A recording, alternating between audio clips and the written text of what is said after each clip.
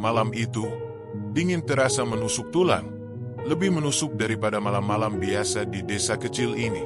Angin berdesir pelan, membawa aroma tanah basah bercampur dedaunan yang membusuk.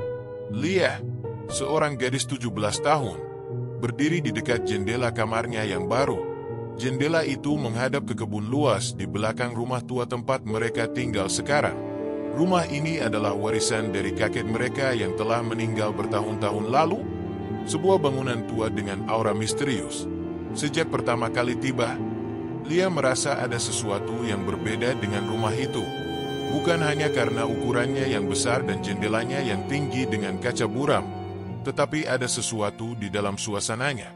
Sesuatu yang tak kasat mata namun terasa mengintai. Saat itu, malam pertama mereka di rumah baru, Lia melihat sesuatu yang membuat bulu kuduknya meremang. Dari kejauhan, di tengah kebun belakang, ia melihat sesosok tinggi terbungkus kain putih berdiri diam.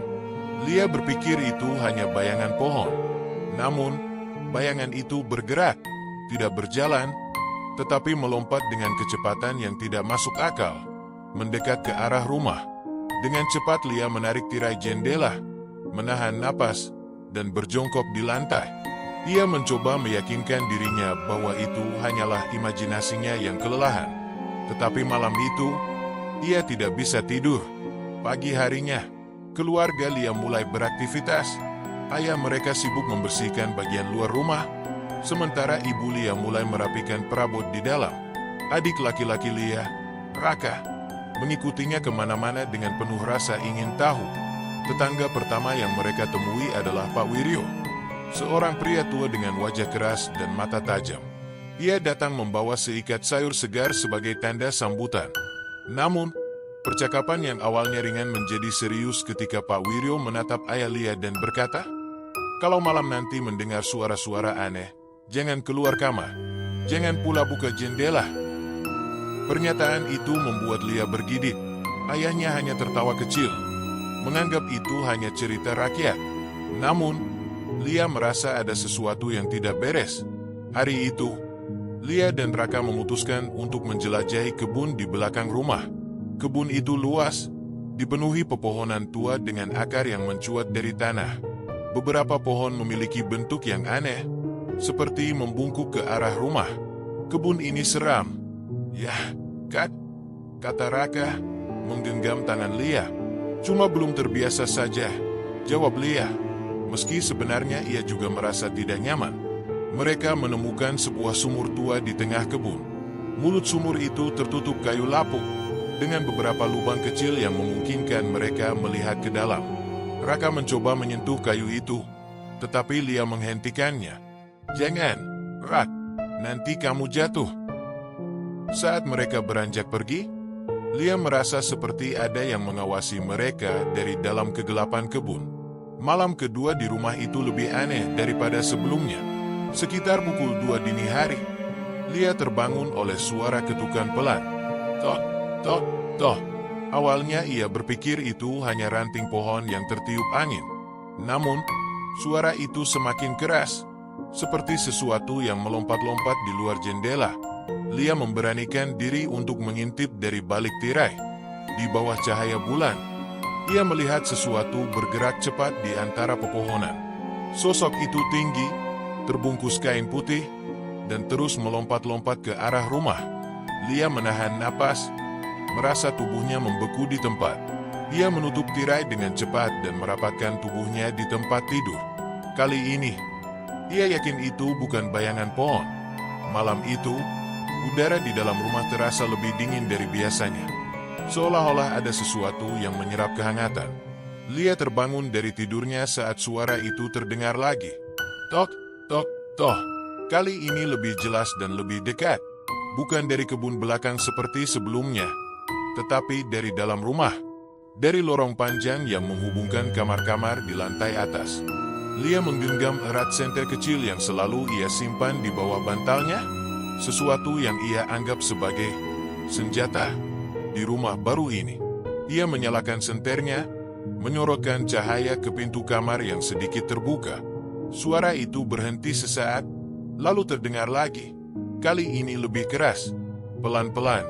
Lia membuka pintu kamarnya, mencoba menahan napas agar tidak menimbulkan suara apapun. Lorong itu gelap gulita, hanya diterangi sedikit sinar rembulan yang masuk dari jendela besar di ujung lorong. Aroma lembab bercampur dengan bau kayu tua menyengat hidungnya. Ia melangkah perlahan. Senter kecil di tangannya gemetar. Saat sampai di tengah lorong, Lia merasa udara di sekitarnya menjadi lebih berat, seperti ada sesuatu yang mengawasi dari bayangan. Ia menghentikan langkahnya ketika cahaya senternya menangkap sesuatu. Sebuah sosok berdiri di ujung lorong, membelakanginya. Sosok itu tinggi dan terbungkus kain putih lusuh yang menggantung hingga lantai. Kepala sosok itu sedikit miring ke kanan, menunjukkan leher yang seolah tidak memiliki tulang. Lia ingin berbalik, tetapi tubuhnya membeku. Suhu udara semakin dingin, membuat napasnya terlihat seperti uap. Dengan perlahan, kepala sosok itu mulai berputar, menoleh ke belakang tanpa menggerakkan tubuhnya. Wajahnya tidak seperti manusia, hanya sebuah bidang putih dengan dua lubang hitam menganga, seperti mata yang kosong. Lia terperangah. Teriakan yang ingin ia keluarkan terhenti di tenggorokan. Sosok itu tiba-tiba melompat ke arahnya dengan kecepatan yang tidak wajar. Lia berteriak keras, tubuhnya limbung, dan semuanya menjadi gelap. Saat Lia membuka matanya, cahaya pagi sudah masuk ke ruangan. Ia mendapati dirinya terbaring di sofa ruang tamu, dengan kepala terasa berat dan pandangan berkunang-kunang. Ayahnya duduk di sebelahnya. Wajahnya tampak khawatir. "Kamu pingsan di lorong tadi malam," kata ayahnya. "Apa yang sebenarnya terjadi?" Lia mencoba menjelaskan apa yang ia lihat, tentang sosok putih itu, tentang bagaimana sosok itu melompat ke arahnya. Tetapi ayahnya hanya mengerutkan kening, jelas tidak percaya. "Mungkin kamu terlalu lelah, Lia. Rumah ini memang sedikit menyeramkan, tapi tidak ada yang perlu dikhawatirkan." Lia tidak mencoba membantah lagi. Ia tahu keluarganya tidak akan percaya. Namun, apa yang ia lihat malam itu terasa terlalu nyata untuk disebut mimpi. Sore harinya, Pak Wiryo datang berkunjung lagi. Kali ini ia membawa sepiring makanan sebagai tanda sambutan. Setelah berbasa-basi sejenak, Pak Wiryo tiba-tiba berkata, "Rumah ini memang punya sejarah panjang. Dulu, ketika wabah besar melanda desa, rumah ini menjadi tempat karantina. Banyak orang yang tidak selamat." Lia terdiam. Matanya terpaku pada ekspresi serius Pak Wiryo. Ada sesuatu dalam nada suaranya yang membuat bulu kuduknya meremang. "Apa mereka tidak tenang?" tanya Lia, hampir berbisik. Pak Wiryo menatapnya dalam-dalam sebelum menjawab, "Mungkin." Keesokan harinya, Lia dan Raka memutuskan untuk menjelajahi kebun belakang rumah. Sejak mereka pindah, kebun itu belum pernah disentuh. Pohon-pohon tua dengan dahan-dahan besar seperti menjulang mengancam, dan semak-semak liar tumbuh hampir di mana-mana. Namun, rasa penasaran mereka lebih besar dari rasa takut. Di tengah kebun, mereka menemukan sesuatu yang menarik perhatian. Sumur tua yang hampir tertutup oleh semak belukar. Kayu lapuk yang menutupi mulut sumur itu tampak seperti akan runtuh kapan saja. Raka, dengan rasa ingin tahu khas anak-anak, mencoba menyentuh kayu itu. "Jangan, Rak, bahaya," tegur Lia, menarik tangan adiknya. Namun, sesuatu di sekitar sumur itu membuat Lia merasa aneh. Ada semacam aura yang menekan, membuat udara di sekitar terasa lebih berat. Setelah mencari di sekitar, mereka menemukan sebuah benda kecil terkubur di bawah tanah dangkal. Benda itu adalah sebuah jimat kecil yang terbungkus kain merah. Ketika Lia menyentuh jimat itu, hawa dingin menjalar dari ujung jarinya ke seluruh tubuh. Raka tiba-tiba berteriak, "Jangan sentuh itu." Dia marah. Lia terkejut melihat ekspresi Raka. Matanya tampak kosong, seperti ada sesuatu yang mengambil alih dirinya. Malam itu, gangguan semakin menjadi-jadi. Keluarga Lia mendengar suara-suara aneh, seperti langkah kaki yang menyeret, ketukan di dinding, dan bisikan pelan yang tidak jelas asalnya. Sekitar tengah malam, Lia terbangun lagi. Kali ini, suara itu datang dari tangga. "Tot, tot, toh." Suara langkah melompat-lompat yang mendekat dengan ritme tidak wajar. Lia membuka pintu kamarnya dan melihat ke arah tangga. Di sana, sosok pocong berdiri, terbungkus kain putih dengan tubuh yang sedikit condong ke depan. Mata kosongnya menatap lurus ke arah Lia. Pocong itu mulai melompat ke atas, mendekatinya. Lia tidak bisa bergerak, tubuhnya membeku di tempat. Hanya ketika pocong itu sudah sangat dekat, ia berhasil berteriak, memanggil Raka dan orang tuanya. Orang tuanya keluar dengan panik, tetapi tidak melihat apapun. Hanya Lia yang bisa melihat sosok itu, yang kini berdiri diam di ujung lorong sebelum perlahan menghilang. Keesokan paginya, Lia meminta ayahnya untuk berbicara lagi dengan Pak Wiryo. Ia merasa pria tua itu tahu lebih banyak daripada yang ia ceritakan. Akhirnya, Pak Wiryo membuka rahasia kelam tentang rumah itu. Dulu, seorang pekerja bernama Jaya tinggal di rumah ini bersama keluarganya. Namun, saat wabah besar melanda, Jaya meninggal secara tragis dan tubuhnya ditemukan terkubur di kebun belakang. Ada rumor bahwa dia bersumpah tidak akan meninggalkan rumah ini sebelum dendamnya terbalaskan, kata Pak Wiryo dengan suara pelan. Malam berikutnya, suara aneh kembali terdengar, kali ini dari dapur. Lia dan ibunya pergi memeriksa. Saat mereka masuk, semua peralatan dapur jatuh dari tempatnya. Seperti ada angin kencang yang menyapu ruangan. Tiba-tiba, di sudut dapur, sosok putih itu muncul lagi. Kali ini lebih nyata, dengan wajah yang tampak dipenuhi amarah. Lia memegangi tangan ibunya erat-erat, sementara sosok itu bergerak mendekat.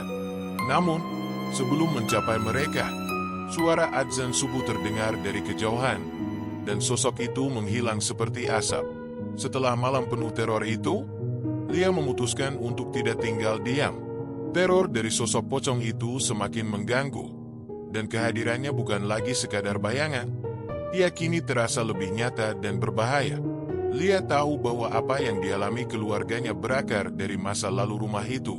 Ia mengajak Raka untuk menggali lebih dalam tentang Jaya dan rumah itu. Bersama-sama, mereka pergi ke perpustakaan desa, tempat buku-buku tua dan dokumen sejarah desa disimpan. Lia bertemu dengan seorang penjaga perpustakaan, seorang wanita tua bernama Burini, yang tampaknya tahu banyak tentang sejarah desa. "Rumah kalian bukan rumah biasa," kata Burini dengan nada hati-hati, sambil membuka buku catatan tua yang sudah lapuk. Dulu, saat wabah melanda, rumah itu menjadi tempat karantina. Banyak yang meninggal di sana, termasuk Jaya. Tapi dia bukan korban biasa, dia dibunuh. Mata Lia melebar. Dibunuh? Oleh siapa? Burini mengangguk perlahan. Jaya adalah seorang pembantu yang setia, tapi dia sering diperlakukan buruk oleh pemilik rumah. Saat wabah melanda, mereka menuduh Jaya membawa penyakit ke rumah itu. Dalam ketakutan dan kemarahan, mereka memutuskan untuk mengakhiri hidupnya. Tubuhnya tidak dikuburkan dengan layak, melainkan dibuang di kebun belakang. Kata-kata itu membuat Lia merasa mual. Tidak hanya rumah itu berhantu, tetapi arwah Jaya juga penuh dendam karena ketidakadilan yang dialaminya. Malam itu, setelah kembali dari perpustakaan, suasana rumah menjadi lebih mencekam. Angin bertiup kencang, membuat daun-daun pohon di kebun belakang berdesir seperti bisikan. Lampu di ruang tamu berkedip-kedip, dan bau busuk samar mulai menyebar di udara. Sekitar pukul 2 pagi, Lia terbangun lagi. Kali ini, suara yang ia dengar bukan ketukan atau langkah melompat, melainkan suara tangisan pelan dari luar jendela kamarnya. Dengan gemetar, Lia mendekati jendela dan membuka tirai sedikit. Di bawah sinar bulan, ia melihat pocong itu lagi, berdiri di tengah kebun. Namun, kali ini ada sesuatu yang berbeda. Sosok itu tidak hanya diam, ia bergerak pelan, memiringkan kepalanya seolah mengisyaratkan sesuatu. Lia merasa seperti dipanggil untuk keluar. Dengan perasaan takut bercampur penasaran, Lia membuka pintu belakang dan melangkah ke kebun. Semakin ia mendekat, semakin jelas ia melihat wajah pocong itu. Mata hitam kosongnya menatap Lia. Tetapi ada sesuatu yang aneh. Seolah-olah sosok itu tidak sepenuhnya berniat mencelakainya. Pocong itu menunjuk ke arah sumur tua. Lia merasa ada yang harus ia lakukan di sana. Tetapi sebelum ia sempat mendekat, suara ayahnya memanggil dari dalam rumah. Pocong itu menghilang dalam sekejap. Keesokan harinya, Lia memutuskan untuk menggali lebih jauh tentang sumur tua di kebun belakang. Bersama Raka dan beberapa warga desa yang penasaran, mereka memulai penggalian di sekitar sumur. Setelah beberapa jam, mereka menemukan sesuatu yang terkubur di dalam tanah. Sebuah kain putih besar dengan noda darah kering di beberapa bagiannya, dan di dalamnya terdapat tulang belulang manusia. Semua orang yang hadir terdiam. "Ini pasti Jaya," bisik Pak Wiryo yang ikut membantu. Namun, penggalian itu tidak berhenti sampai di situ. Di dalam sumur, mereka juga menemukan beberapa benda aneh, termasuk sebuah buku catatan tua yang sudah rapuh. Catatan itu milik salah satu pemilik rumah sebelumnya, yang mencatat kejadian-kejadian aneh di rumah itu sejak Jaya meninggal. Dalam salah satu halamannya, tertulis, "Arwah Jaya akan terus gentayangan hingga sumpahnya terpenuhi. Dendamnya adalah kutukan bagi siapapun yang tinggal di rumah ini." Setelah menemukan bukti tentang kematian Jaya, Lia merasa harus melakukan sesuatu untuk mengakhiri kutukan ini. Ia meminta bantuan Burini dan seorang ustaz dari desa untuk melakukan ritual pemulihan. Ritual itu dilakukan di malam hari, tepat di kebun belakang, tempat mereka menemukan jimat dan tulang Jaya. Ustaz memimpin doa, sementara Lia dan Raka menyalakan api untuk membakar jimat kain merah yang mereka temukan sebelumnya. Saat api menyala, angin kencang tiba-tiba berhembus, hampir memadamkan nyala api. Dari bayangan, pocong itu muncul lagi. Kali ini, ia tampak lebih nyata dan penuh amarah. Sosok itu melompat-lompat mengelilingi mereka, membuat semua orang yang hadir merasa ketakutan. Namun, Lia tetap berdiri teguh. Dengan suara gemetar, ia berbicara kepada pocong itu. "Jaya, kami tahu apa yang terjadi padamu. Kami akan memastikan namamu dipulihkan dan keadilan ditegakkan. Tenanglah." Pocong itu berhenti bergerak. Perlahan, ia menundukkan kepala, dan bayangannya memudar bersama angin. Setelah ritual itu, gangguan di rumah mulai berkurang. Suasana yang sebelumnya selalu mencekam kini terasa lebih tenang. Lia dan keluarganya memutuskan untuk mengadakan doa bersama di rumah itu, memohon perlindungan dan ketenangan untuk jiwa Jaya. Mereka juga menandai lokasi sumur tua itu dengan sebuah batu nisan sederhana, sebagai penghormatan terakhir untuk Jaya. Beberapa minggu kemudian, Lia bermimpi tentang Jaya. Dalam mimpinya, sosok Jaya tidak lagi menyeramkan. Ia terlihat seperti pria biasa, dengan senyuman tipis di wajahnya. Ia mengangguk kepada Lia, seolah-olah mengucapkan terima kasih sebelum perlahan menghilang. Meski keluarga Lia tetap tinggal di rumah itu, mereka tidak pernah lagi diganggu. Namun, Lia tahu, ia tidak akan pernah melupakan pengalaman itu, sebuah pelajaran tentang pentingnya menghormati masa lalu dan mereka yang telah pergi. Seminggu setelah ritual pemulihan, keadaan rumah mulai membaik. Tidak ada lagi suara ketukan atau langkah pocong di malam hari. Meski begitu, Lia masih merasa ada sesuatu yang belum selesai. Perasaan ini semakin kuat ketika ia tanpa sengaja menemukan ruangan tersembunyi di lantai bawah rumah, yang tertutup oleh papan kayu tua. Ruangan itu ditemukan saat Lia membantu ibunya membersihkan ruang makan. Ketika sebuah papan kayu lantai terlepas, ia melihat ada lorong kecil yang mengarah ke bawah. Dengan rasa penasaran, Lia memanggil ayahnya untuk membantu membongkar papan-papan kayu itu. Lorong itu gelap dan sempit, seperti lorong rahasia yang dibuat tergesa-gesa. Di ujungnya, mereka menemukan sebuah pintu besi berkarat. Pintu itu terkunci, tetapi dengan bantuan linggis, mereka berhasil membukanya. Di dalamnya, ruangan itu dipenuhi aroma apek dan debu. Ruangan itu ternyata adalah sebuah gudang tua yang menyimpan barang-barang dari masa lalu. Lia menemukan kotak-kotak kayu berisi pakaian lama, dokumen, dan benda-benda antik. Salah satu dokumen yang menarik perhatian adalah surat yang ditulis oleh seorang pria bernama Pak Raden, pemilik rumah saat itu. Surat itu mengungkapkan rahasia gelap. Pak Raden memerintahkan pembunuhan Jaya karena sebuah fitnah. Ia percaya Jaya memiliki hubungan dengan istrinya. dan wabah yang melanda rumah itu hanya dijadikan alasan untuk membenarkan tindakannya. Lia terkejut membaca surat itu. Fitnah ini menjelaskan alasan kemarahan Jaya yang begitu mendalam. Ia menunjukkan surat itu kepada ayahnya, yang hanya bisa menggelengkan kepala dengan wajah cemas. Lia, ini berarti dendam Jaya bukan hanya karena kematiannya, tapi karena namanya tercemar, kata ayahnya. Dengan penemuan ini, Lia merasa perlu mencari lebih banyak informasi tentang Pak Raden dan keluarganya. Ia kembali mengunjungi Bu Rini di perpustakaan desa. Kali ini, Bu Rini menceritakan sesuatu yang lebih personal. Pak Raden dulu adalah orang terpandang di desa ini, tapi keluarganya runtuh setelah peristiwa itu. Ujar Bu Rini sambil mengeluarkan foto tua dari sebuah buku. Foto itu menunjukkan Pak Raden bersama istrinya, Nyai Surti, dan seorang pria muda di latar belakang. Lia memperhatikan bahwa pria muda itu adalah Jaya. Dari raut wajah mereka di foto, tampak jelas bahwa ada hubungan lebih dari sekadar pembantu dan majikan antara Nyai Surti dan Jaya. Ada desas-desus bahwa Nyai Surti benar-benar mencintai Jaya. Ketika Jaya dibunuh, Nyai Surti tidak pernah memaafkan suaminya. Bahkan, beberapa orang mengatakan arwah Nyai Surti juga tidak tenang. Lanjut Bu Rini. Lia mulai menyadari bahwa konflik di rumahnya lebih besar daripada yang ia duga. Ada dua jiwa yang terjebak di rumah itu, Jaya dan Nyai Surti, dengan dendam dan cinta yang saling bertentangan. Malam itu, Lia mulai merasakan kehadiran baru di rumah. Bukan kehadiran yang mengintimidasi seperti pocong Jaya, tetapi sesuatu yang melankolis. Ia mendengar suara lirih wanita menangis dari kamar tamu, kamar yang tidak pernah digunakan sejak mereka pindah.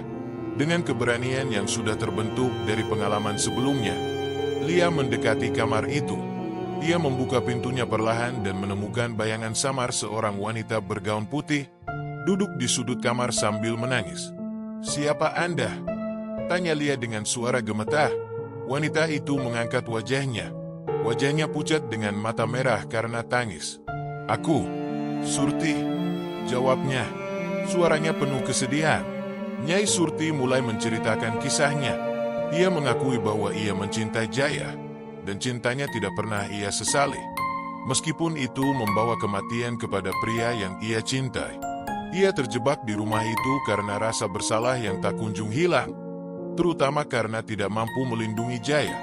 "Bantulah aku, lepaskan aku dari rasa bersalah ini," pinta arwah Nyai Surti. Keberadaan Nyai Surti ternyata memicu kemarahan Jaya. Malam berikutnya, pocong Jaya muncul lagi di rumah, tetapi kali ini tidak sendirian. Lia menyaksikan dengan ngeri bagaimana Jaya dan Nyai Surti saling berhadapan di lorong rumah, seperti dua bayangan yang berseteru. Jaya tampak penuh amarah, sementara Nyai Surti mencoba mendekatinya dengan lembut. "Aku tidak pernah bermaksud membahayakanmu," ujar Nyai Surti dengan suara lirih. Namun, Jaya tidak mendengarkan.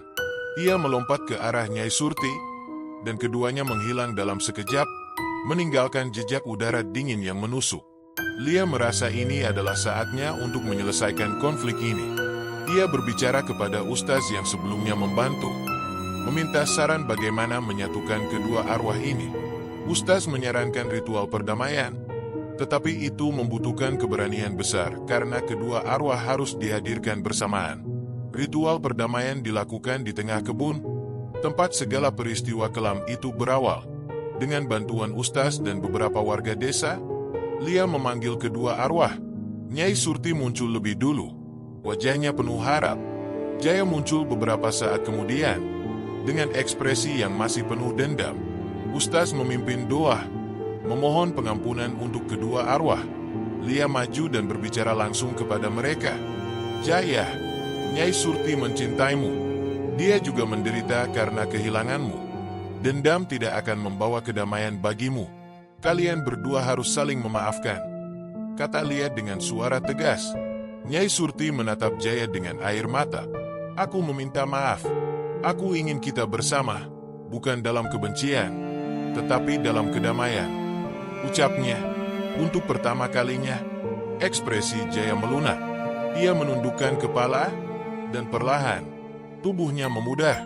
Nyai Surti tersenyum kecil sebelum ikut menghilang, meninggalkan aroma bunga melati di udara. Rumah itu akhirnya benar-benar tenang. Lia dan keluarganya bisa hidup tanpa gangguan.